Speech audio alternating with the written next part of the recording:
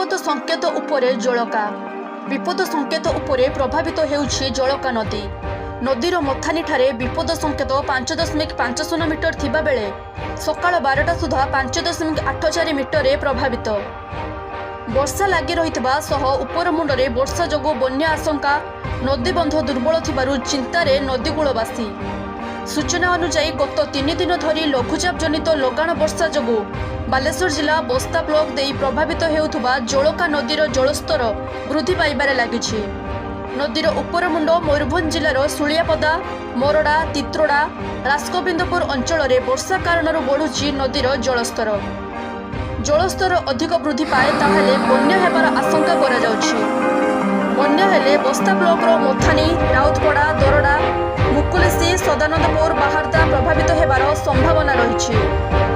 बस्तारू सुशांत प्रधान report, अपराह्न news.